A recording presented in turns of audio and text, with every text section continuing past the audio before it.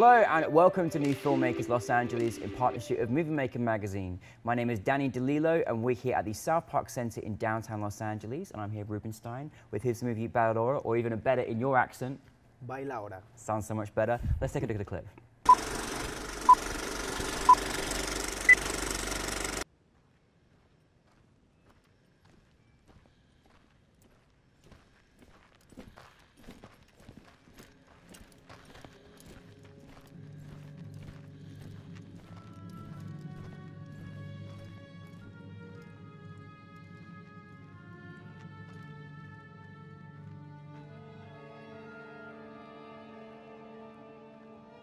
Rubin, welcome back.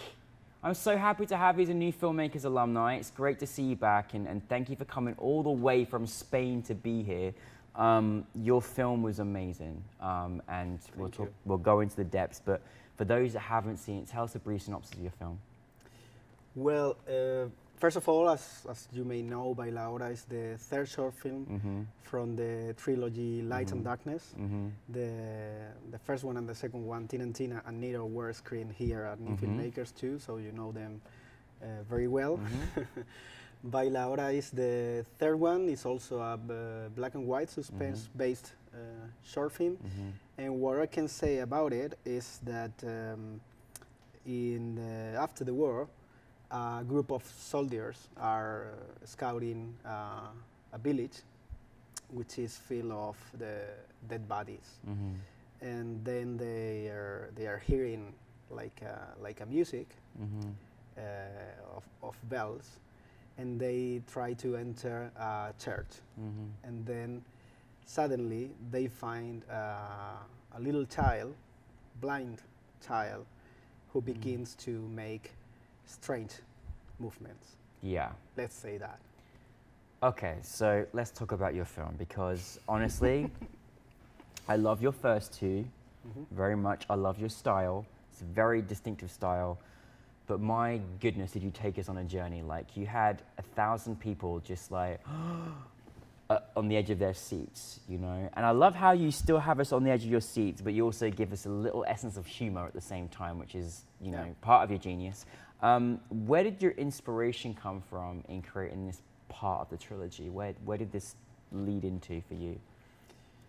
Well, I mean, the idea at the beginning was to, you know, in the whole trilogy, I tried to explore the word soul. You know, in the first one, in Tina and Tina, it was from the point of view of the family. In the second one, in Nero, was from the point of view of the politics. And in the third one, it was clear to me that it had to be from the point of view of religion. Yeah. And but at the same time, I wanted to explore this issue from a different perspective, and I wanted to make it very Spanish. And one of the most peculiar things we have in Spain is flamenco dancing. Yeah. And Beautiful. you know, yeah, and in flamenco there is a word, it's called duende in Spanish, which refers to the flamenco soul. And it's supposed to be something, when you attend a flamenco performance, it's supposed to be something that the audience can't see, but they can feel. So that was my challenge, to put together religion and flamenco, two very different worlds, and to try to make the audience experience it that way. I mean, so that they can't see, but they can feel what it is about, you know? Well, I mean, I don't know about just the characters, but we certainly felt it as well. Like, it was actually probably one of the hardest short films I've watched, actually, in New Filmmakers. I think for so many different reasons. Obviously, you had a particular reasons to look at this part of, you know, religion. But also you give us the fear of not knowing what's going to happen next in such a high, like, it's almost amazing how we are running away in our own minds of what's going to happen next. Now, in this particular film, you had a lot of, not just children, but like young children. How was that process for you? Because I mean, it must have been quite difficult, because this movie was particularly dark, with some very sort of light elements. How do you go about like casting for that, and then with working with a cast that have to deal with the circumstances without kind of being afraid? Yeah. It was hard. In fact, actually, after the first short film, Tina and Tina, you know that the main characters were two children, 7-year-old children. Yeah. It was really hard to get that amazing performances. So I promised myself that I would never work with children again. No. And here you are. There you go. Yeah, I don't trust myself. So I decided to do it again. And yeah, I mean, we made a casting, of course, because I wanted very peculiar faces.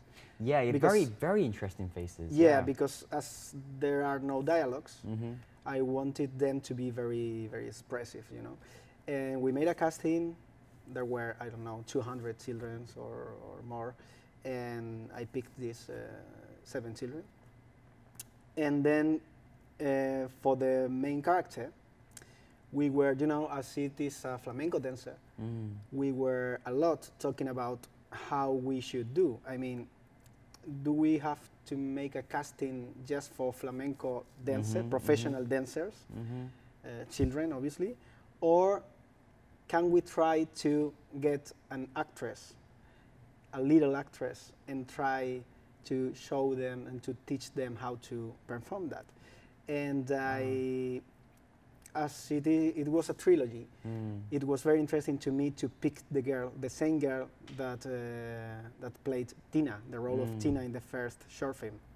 So I picked that same girl, and I hired a flamenco choreographer, and we were rehearsing like 3 months. Wow.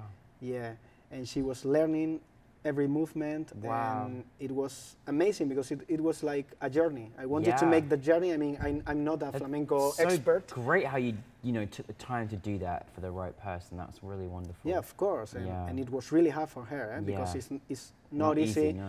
learning flamenco and less in just 3 months. Wow. So it was really hard. We made a lot of rehearsals. Yeah.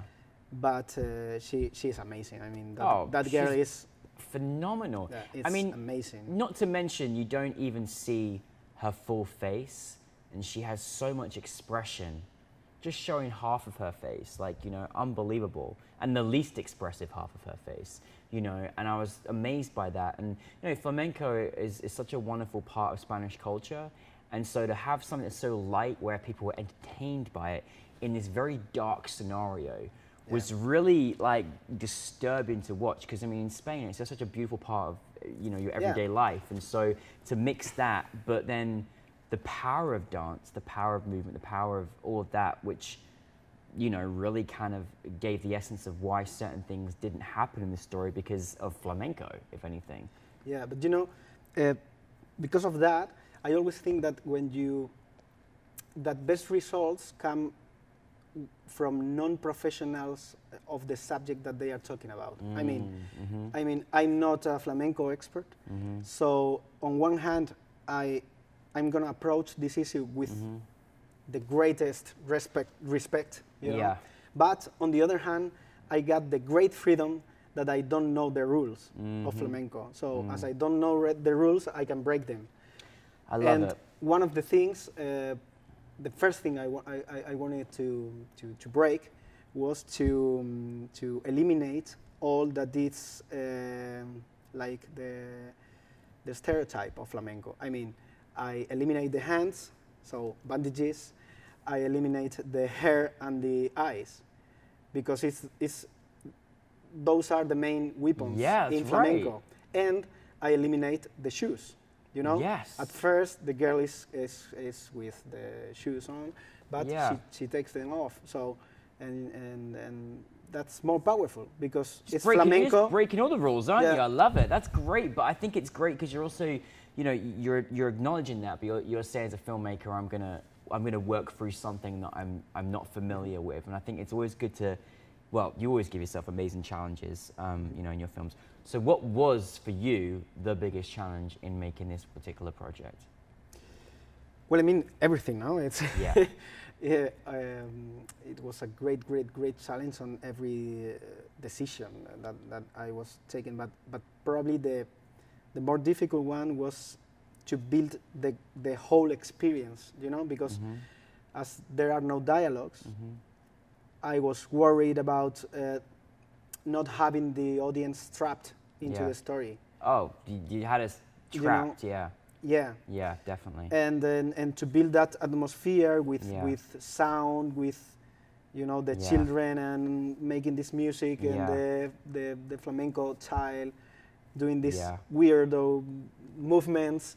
It was a challenge. I mean, it was really hard. I had it in my head, but I didn't know if it was gonna work. You succeeded, trust me. It was was amazing. You know, I was in that audience last night and I could feel everyone, including myself, again, who'd already seen it and was like, I don't know if I can watch this again. It's quite a journey you're gonna get to go on. And it's just incredible. I loved it so much. And now, Rubin, like, I just want to say thank you firstly and congratulations on your baby and to your lovely wife. And thank you for being here as well. And I know that it's a great step in your journey of life too. But you traveled in from Spain. We welcome you back. What was it like? It's again with NewFilmmakers LA, the 1,000-seater Samuel Goldwyn, the home of the Academy Awards with 2 Oscars and your film in the middle in front of a sellout crowd. What was that experience like last night? It was amazing, but you know, it's always like that with new filmmakers. What do we do? What can we do? Yeah, no, it's true. I mean, the 3 times I've been here, all of them have been fantastic. So, and there is something very special that I feel here, and is that, for example, yesterday when you were screening By La Hora, I felt that the audience were enjoying it in a very particular way. I mean, they appreciate it. Yeah. And I feel that here in LA and particularly in New Filmmakers, that this audience love to be surprised with different kinds of filmmaking. They don't want the usual. You know? They don't want to follow the rules. But I think that's what you do for us, and I think that's, you know, I love that you always think outside the box. I love that you're always teaching us something and learning and discovering new things as you're doing it. I think that's such a great thing as a filmmaker, and I think you got it spot on. People that came up to me were like, "Wow, that film just blew me. Like, I'm changed. I've viewed filmmaking in a new way," and that's a credit to you. But that's how I understand filmmaking. I mean, I enjoy to explore new things. It's hard being a genius filmmaker. What can you do? What can you do? You've got the talent. What's next for you, Rubin? Well, now we are in the financing process of a feature film. Oh, great. Which is the adaptation from the first short film, Tina and Tina. Oh, okay, brilliant. That's fantastic. Yeah, we were introducing the project in the past Cannes Film Festival inside the Frontiers event. Yeah. And it was amazing. We have an amazing reception from distributors and financiers, etc. So, you know, fingers crossed.